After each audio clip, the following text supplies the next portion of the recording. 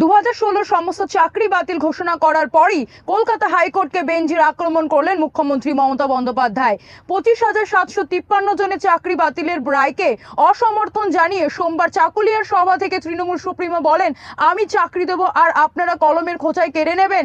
এ বেআইনি রায়ের বিরুদ্ধে সুপ্রিম কোর্টে যাব। বিচার ব্যবস্থার বিরুদ্ধে আঙুল তুলে মুখ্যমন্ত্রী আরো বলেন, এটা বিজেপির বিচারালয়, অন্য কেউ পিল করলে দেবে কিল, আর বিজেপি পিল করলে বেল, বাকিদের জেল। তার আগে শুনছিলাম, ছোট্টবেলায় পড়েছিলাম, বাবুরাম সাপুরে কোথা বা যাস বাপুরে, দুটো সাপ রেখে যা, যার চোখ নেই কান নেই, নানা রকম ছোটবেলায় পড়েছি, কত 1, 2তে ভুলেও গেছি হয়তো। আমি এদের বলি, বোমা ফাটাবেন, বোমা। কি বোমা? না তো 26,000 টিচারদের চাকরি চলে যাবে। আমিও বলে রাখি, আমরাও লড়ে যাব, লড়াই করব। যাদের কথা বলা হয়েছে চাকরি বাতিল করা হলো, চিন্তা করবেন না, হতাশ হবেন না, কেউ জীবনের ঝুঁকি নেবেন না। আমরা সবাই আপনাদের পাশে আছি এবং যতদূর লড়াই করার আমরা লড়াই করব। একজনকে দেখলেন না, বিজেপির হয়ে ভোটে দাঁড়িয়ে গেল, তার অর্ডার ছিল এটা।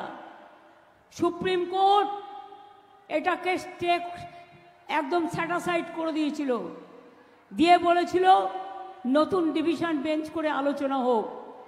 আরে কাকে নিয়ে করবেন নতুন ডিভিশন বেঞ্চ? বিচারের বাণী নীরবে নিভৃতে কাঁদে, কতদিন আগে রবীন্দ্রনাথ ঠাকুর লিখেছিলেন।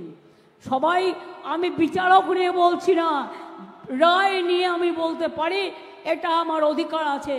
টোটাল রায়টাকে আমরা চ্যালেঞ্জ করছি। তার কারণ 26,000 ছেলে মেয়ে মানে প্রায় 1.5 লক্ষ 2 লক্ষ পরিবার। বলছে কি না, 8 বছর তারা চাকরি করেছে, 4 সপ্তাহের মধ্যে সব টাকা ফেরত দিতে হবে। Is it possible? বলুন, আপনারা যারা এই রায়টা দিচ্ছেন, এই রায়টা সারা জীবন আপনারা যারা চাকরি করেছেন তাদের টাকাটা যদি ফেরত দিতে বলা হয়, পারবেন দিতে? সবটাই তো সরকারি টাকায় চলেন, সরকারি গাড়িতে চলেন, সরকারি সিকিউরিটিতে চলেন। মানুষ আপনাদের সম্মান করে, আমরাও আপনাদের সম্মান করি। মনে রাখবেন, সারা ভারতবর্ষে বেকারের সংখ্যা হু হু করে বাড়ছে, আর আমরা যাদের চাকরি দিচ্ছি আপনারা আপনাদের আইনের খোঁচায়। এই অর্ডারটা বেআইনি অর্ডার, সেই জন্যেই চ্যালেঞ্জ করে বলছি। অর্ডারটাকে আমি জাজকে বলছি না, অর্ডারটাকে বলছি বেআইনি অর্ডার। আমরা এটা নিয়ে উচ্চ আদালতে যাচ্ছি। চিন্তা করবেন না শিক্ষক শিক্ষিকারা এবং ছাত্রছাত্রীরা, যখন বিপদে পড়বেন আর কেউ না থাকলেও আমি আছি। আর একটা কথা বলি, আরো 10 লক্ষ চাকরি আমার রেডি হয়ে আছে গভর্নমেন্টে। এই একটা হয়েছে, না মন্দির, না মসজিদ, না গুরুদ্বারা, না গির্জা, একটা বিজেপির বিচারালয়।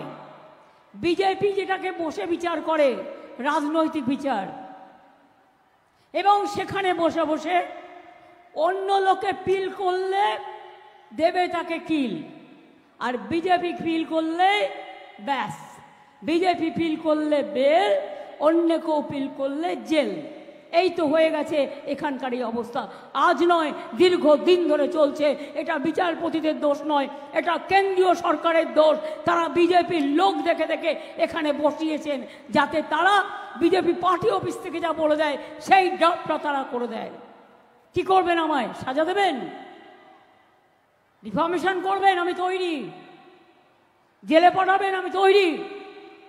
কারণ মানুষের কথা বলবার জন্য আমায় যদি শাস্তিও নিতে হয়, আমি মাথা পেতে নেব।